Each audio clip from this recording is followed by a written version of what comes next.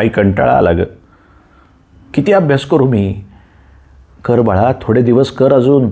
अरे 10वीत तू कसा मन लावून अभ्यास केला तसाच कर. आपल्याला डॉक्टर बनायचं आहे ना. अरे तुझी ही नीटची परीक्षा झाली ना की तुला आम्ही फिरायला नेणार आहे.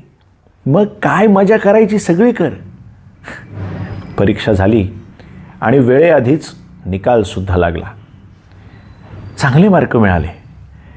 चांगल्या कॉलेजला नंबर लागेल असं सारखं वाटत होतं. पण शेवटी मिठाचा खडा पडला.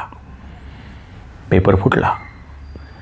पेपर फुटी नेमकी कशाला म्हणतात हे सुद्धा माहिती नसलेली ही सगळी मुलं अतिशय प्रामाणिकपणे दिवस रात्र अभ्यास करून परीक्षेला सामोरे गेलेली आणि चांगली मार्क मिळवून सुद्धा पुन्हा परीक्षा होण्याची टांगती तलवार डोक्यावर घेऊन ही मुलं पुन्हा आता अभ्यासाला जुंपलेली आहेत. हे खूप भयानक आहे मित्रांनो. मुळात अगतिक पालकांच्या भावनांना हात घालणारे एजंट्स आता अगदी घरापर्यंत येऊन पोचलेले आहेत. तुमच्या मुलांमध्ये पालकांचे स्वप्न अपलोड करणारे हे एजंट्स आहेत.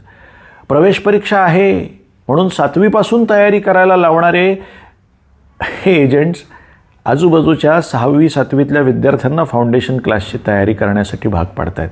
आणि पालकसुद्धा त्याच्यासाठी अगतिक होऊन तयार होत आहेत. घरोघरी जाऊन अशा प्रकारचे टाईट लावलेले फाडफाट इंग्रजीमध्ये बोलणारे शिक्षक त्यांचे अल्बम आणि मग ते सगळे एजंट्स असे घरामध्ये येतात. त्यांचं घरोघरी प्रेझेंटेशन दाखवलं जातं. ब्राउशर, AC, अगदी क्लासरूम, हॉस्टेल, स्वच्छ पाणी, न्यायला आणायला बस, काही विचारूच नका. तुमचा मुलगा किंवा मुलगी 7वीत आली आहे ना.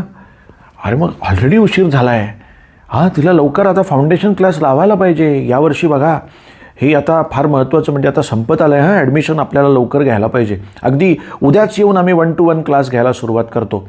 हे बघा JEE किंवा ती काय नीट असेल ती आपल्याला पटकन क्रॅक करायची. हां, म्हणजे करायचीच. हां सर, मी तुम्हाला पॅकेज सांगून टाकतो. काय आहे काय हे?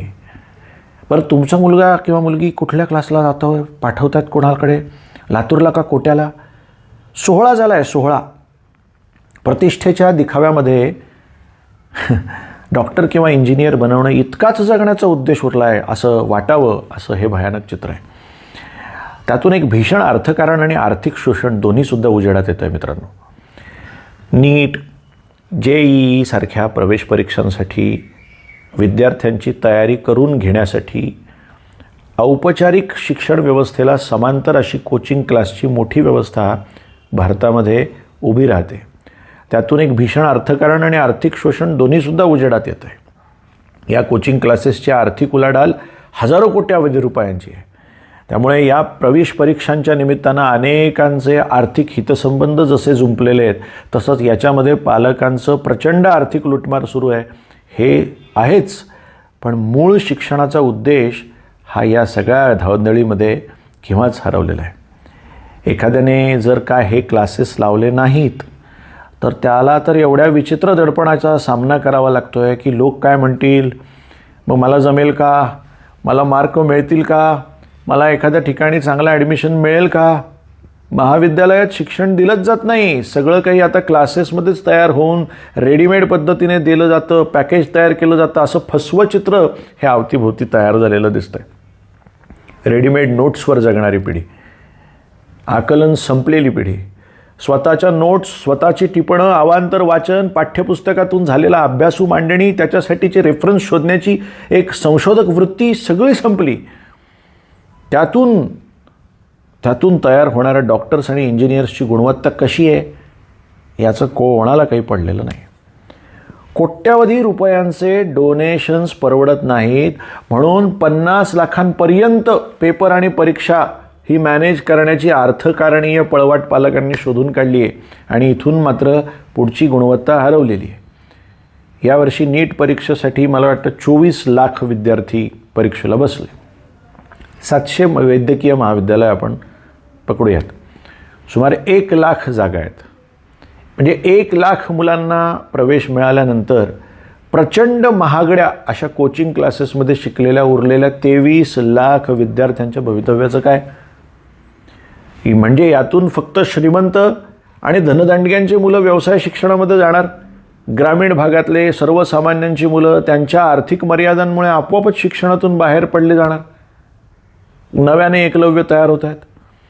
एका अमेरिकन कंपनीच्या 2023च्या अहवालाप्रमाणे म्हणजे 2022 ते 2027 या कालखंडामध्ये भारताच्या या अशा प्रकारच्या सगळ्या प्रवेश परीक्षांच्या निमित्तानं, ऑनलाईन ट्युशन्सच्या निमित्तानं जो काय बाजार अर्थकारणाचा येणार आहे तो $10,585 दशलक्ष वाढणार आहे, असं भाकीत हा अहवाल करतोय.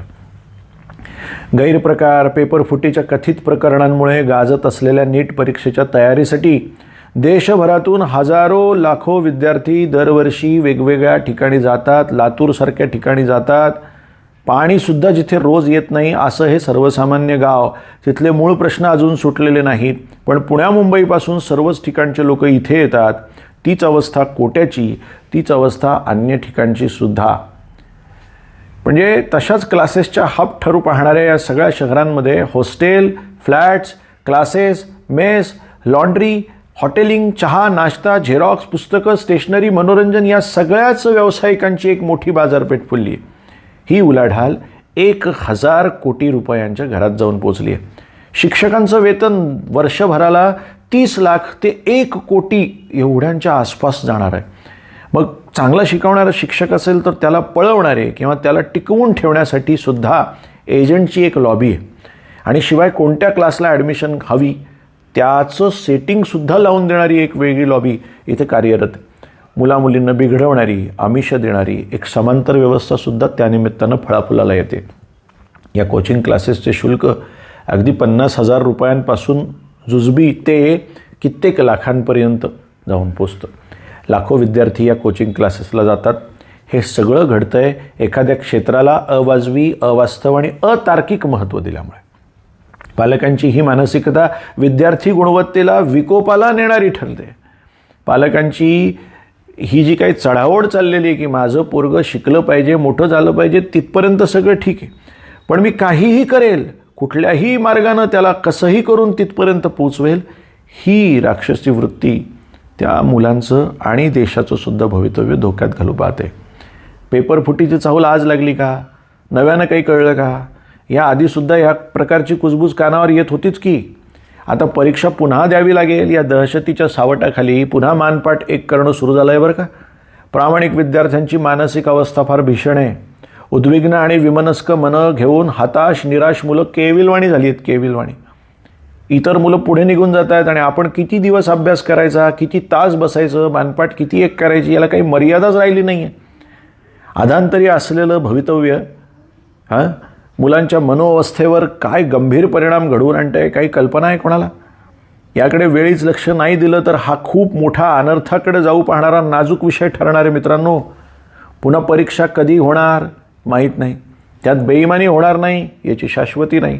निकाल कधी लागणार, कधी प्रवेश परीक्षा सुरू होणार, कधी प्रत्यक्ष कॉलेज सुरू होणार, पुढच्या अभ्यासक्रमाची मग मुदत संपत आल्यावर तिथल्या महाविद्यालयांमध्ये सर्वांना काय पुढच्या वर्गात ढकललं जाणार का? आणि त्यातून कशी काय गुणवत्ता मिळणार? समाजाच्या कुठल्या प्रतीची डॉक्टर मंडळी किंवा इंजिनियर मंडळी आम्ही घडवणार आहोत? जगण्याचा मूळ उद्देश हा पैसाच आहे, त्याच्याशिवाय दुसरं काहीही नाही. पैशावरच सगळं काही मिळवता येतं यावर दृढ निश्चय आणि निष्ठा तयार होत चालली आमच्या पुढच्या पिढीची. हे पटकन थांबवायला हवं. जागे व्हा, विचार करा आणि कुठेतरी आत्मचिंतन करून या राक्षसी स्पर्धेला आपलं बाळ बळी पडणार नाही याची काळजी घ्या. चांगला माणूस घडवण्याची प्रक्रिया आता तरी आपण हाती घ्यायला सुरुवात करायला पाहिजे. आपण सुधारलं पाहिजे. धन्यवाद.